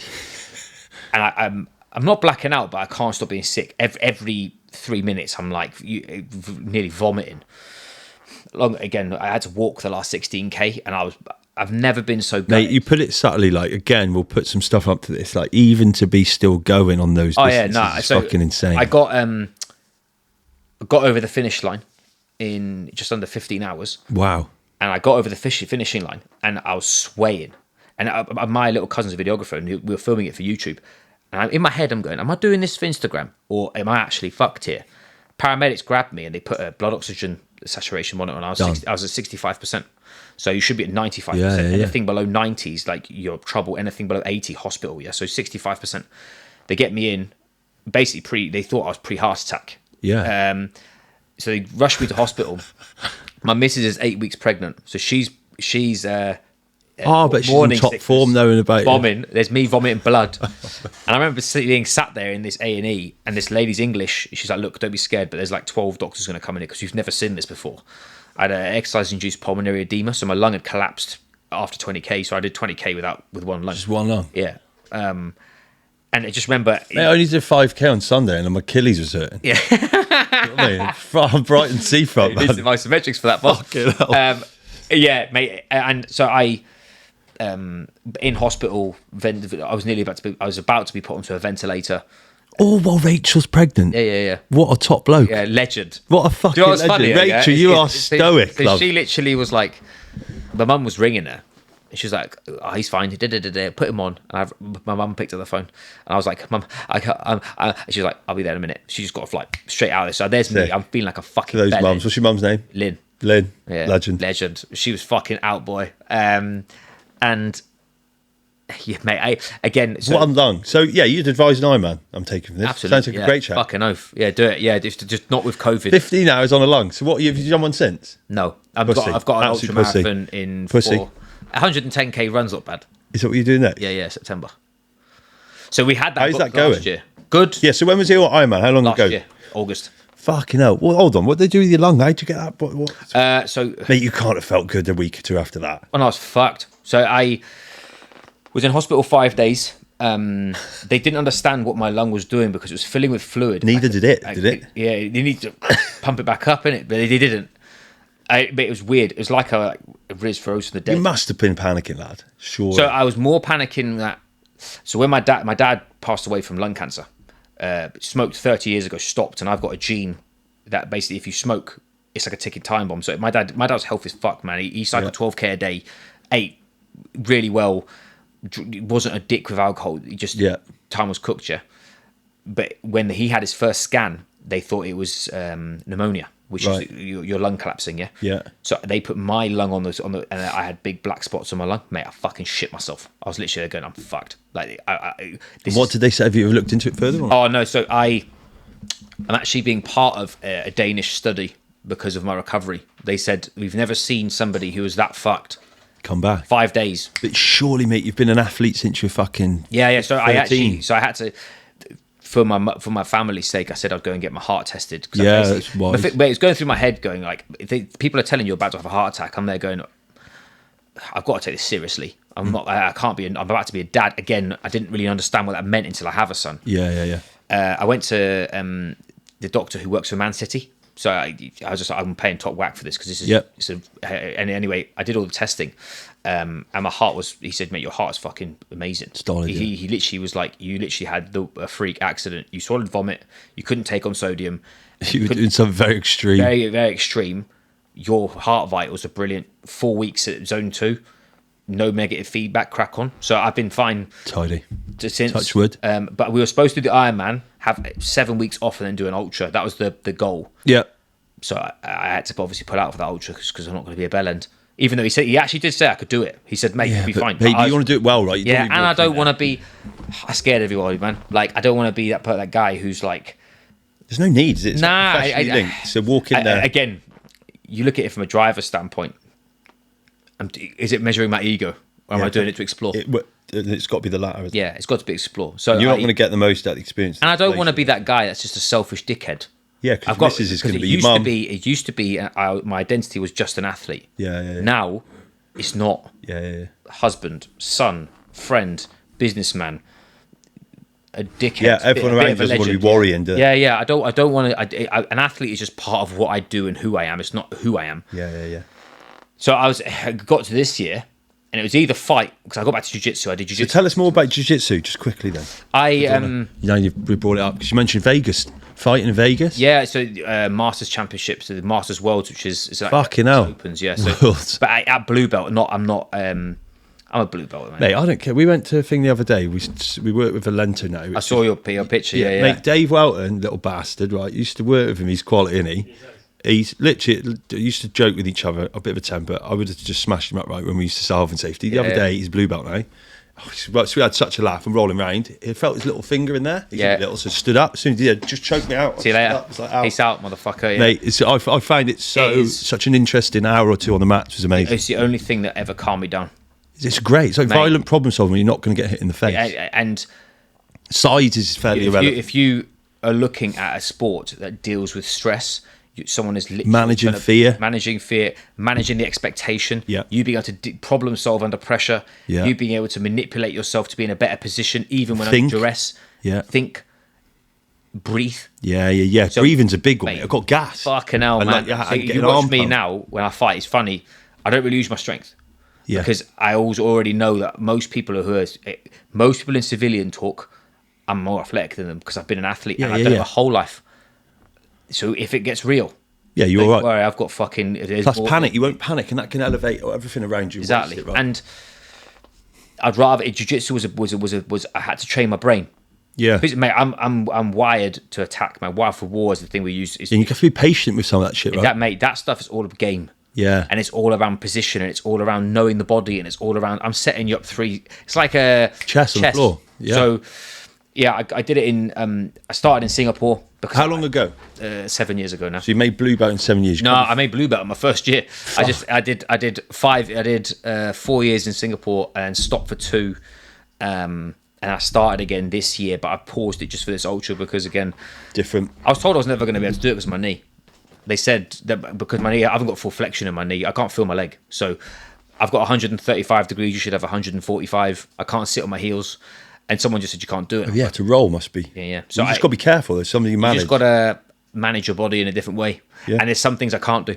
Yeah, like if you're going like deep fucking spaghetti and the spaghetti and deep de la Riva and all this other stuff, I can't feel it. So you manage around it. Then. Yeah, and that's why I don't do no-gi very often, is because someone ankle locks me or heel hooks me or something, I can't feel my leg. So because I'm a stubborn dickhead, you'll just let's just twist it and it'll snap. Yeah. So yeah, mate, I it's also the people, mate. And it such a cool community. Such a fucking everyone there.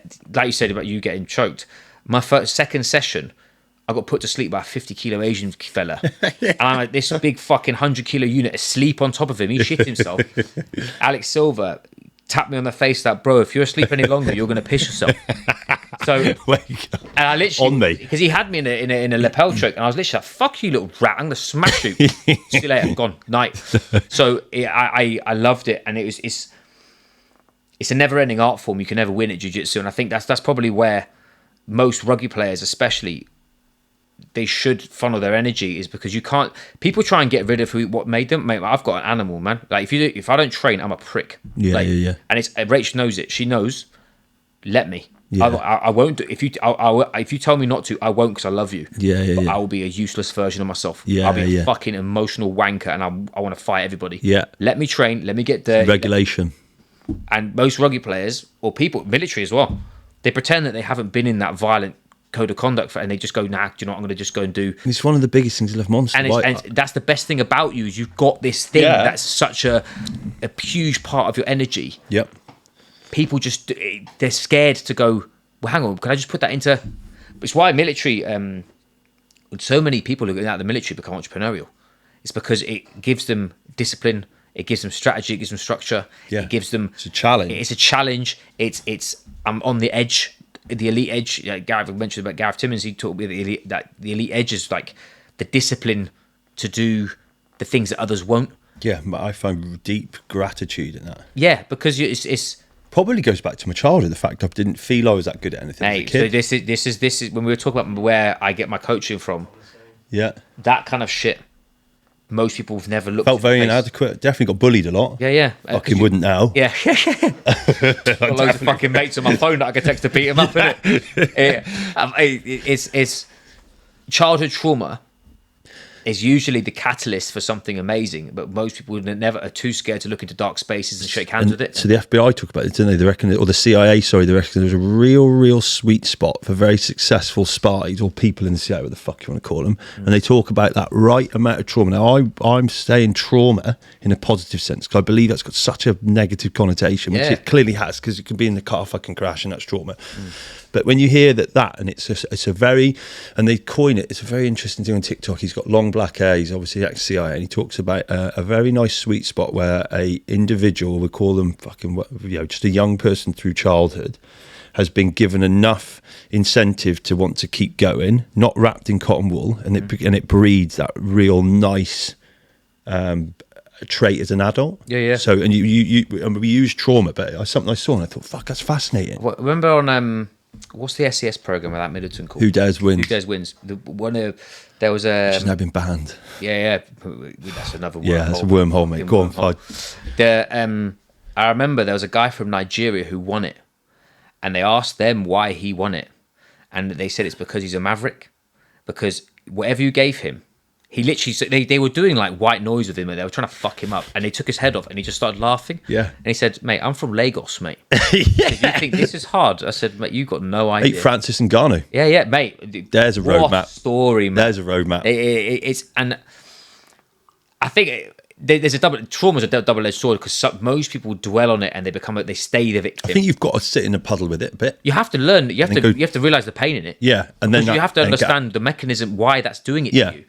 Like this is a lot of people that I've got friends of mine who are gay, and there's a couple of them. Some of them are still stuck in that I was bullied at school stage, and they're still not getting over that. And there's some of them that are so liberated and they're doing such good things. Yeah, it's two sides of the same coin. Two sides of the same coin, and they've gone through the same thing. One weird person interpretation. Yeah, look. There's a story of two fellows who are in prison. We're not going that way. Two fellows who are in prison, and both of them are looking out of the window. One of them's complaining about how dirty the floor is. The other one's saying how amazing the weather is. The point is, your eyes are up and you're looking up. You're in a bad situation, but how are you making it? Man's Search for Meaning, from the Rich Frankl from the Holocaust. It's the same thing. It's a book. It talks around how he got through that. You're managing your narrative, right? You're managing real time. Yeah. The negative and the positive. It's a balance thing. Yeah. So that realization, acceptance where you are, and you can't change it, with a view of giving you hope and optimism. Surely, like that's the fucking secret. And the problem is that's simple. I shouldn't be. I'm not. No. Yeah, you're very right. It's the thing about that for you is that's exactly it. The problem is people try and do is they try and convolute that with, well, it can't be that simple. It must be insert some other bullshit action or insert some bullshit fucking self-help. Which is like a double reverse on a. They started to look forward and they've gone, fuck it, I'll look back. And it's actually, do you know what's more scary is becoming the person I said that I would. So what I'll do is I'll stay in a little bit of pain and I won't. Yeah. And that's what I think from what you were talking about, my story is why my coaching's evolved is I've realized that I'm very good at strength conditioning and nutrition and planning and performance. The real meat and potatoes, what I want to do is watch someone fucking dominate. Yeah. And the fields that they do that. Why do you think that is? Do you think, and in fact, I'm not going to put words in your mouth, but I always quite like doing this to people because I think rather than telling people what to do, it's like it'll show that you've seen or there's interest. So I would believe, is that because you understand the value of the journey because you've done it yourself, and that's what now you a bit of both. I think I've got an underdog complex. Yeah, but you find enjoyment now helping other people.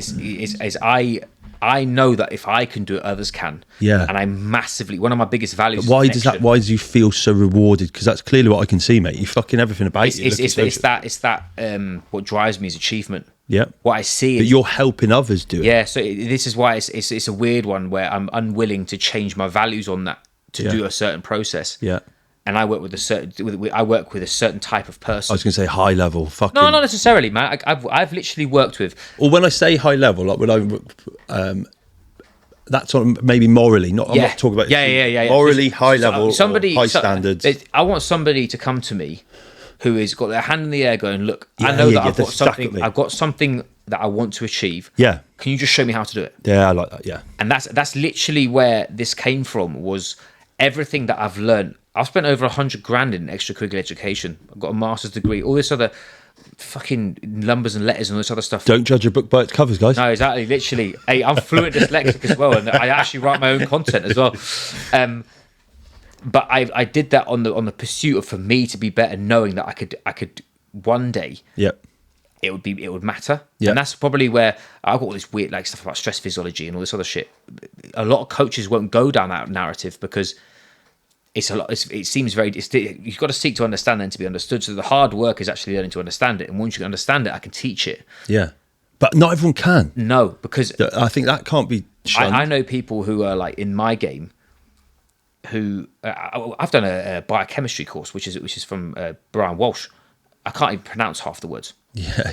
But I did it on the premise of all I wanted to understand was carbohydrate physiology, which now it doesn't matter. Yeah. But then, because I was so enthused with learning information. But there's this a rabbit hole, isn't it? Wormhole. Wormhole. And all the way through. goes back to make it count. I needed to do that to step away from it. Yeah. Because actually, it's a bit like a sideward step, isn't it? I've moved. 100%. Fucking hell! It's not making me backwards. It's just a movement. Otherwise, I'd just stayed still. You're literally bumping up against the bumper. Yeah. Or we talked about opening the back of the house. You've got to step to the left and finding. I don't know. I was curious, man. Like I felt like I there must have been more. What I found was I learned this part of my trade when I was in Singapore because I was dealing with people who were operating in. Yeah, I bet, mate. And I was so... It's probably no different to me sitting in Monster, mate. Just high-level operators where I'm just sucking up like people a are talking sponge. millions as if it's like fucking change. Yeah. And you're literally a there lot of accountability, a lot of personal accountability. And you're there going, this dude's talking about he's got 2 kids. He's got fucking... He's talking about training. But he's about to go into a meeting that's worth $1 billion. I'm looking at him going, he fucking wants information off me. It's weird what we attach value to, isn't it? Weird, mate. And I found that so polarizing, but also it was a gift for when I was a kid. Here's the ironic thing, isn't it? Where just think like the way you say it. As a lot of the planet are looking at things they think are unachievable, there's a few of us look at things and inspired by it, and then that's a catalyst for change. Fucking ironic, the same lens again, or the same vision. It's just look. Everyone's playing a movie. That's the NLP thing. Is like your childhood and my childhood at exactly the same age. It would be totally different, just from where you're from. What we look like. Well, me and my sister, man, the outcomes of that, she's a fucking genius, right? Yeah, my sister's a vegetarian and a yoga teacher. She's so creative. Stereotypical. Yeah. She is. No, she is. She'll tell you. Fuck off. So she's funny. But I'm a meathead. I'm eat steak, do deadlifts, and fucking old school garage, mate. That's who I am. Oh, you're mate, don't even get me. I'll frighten the fans, mate. Yeah. My sister is, like I said, DJ EZ. Oh. On tape. DJ, I got a video of when George was first born. Literally, DJ like an MC Neat. He's there, mate. Yeah, I was playing Craig David was doing nappies when I first started. She's exact polar opposite to me. It's that yin and yang thing, isn't it? Like my dad was highly creative, books, art, all this kind of stuff. My sister got that gift. My mum is very strategic. She's goal driven. Yeah. I got that. It's neither a good or bad. It's just how you use them. It's what you use them, yeah. And it's. People don't.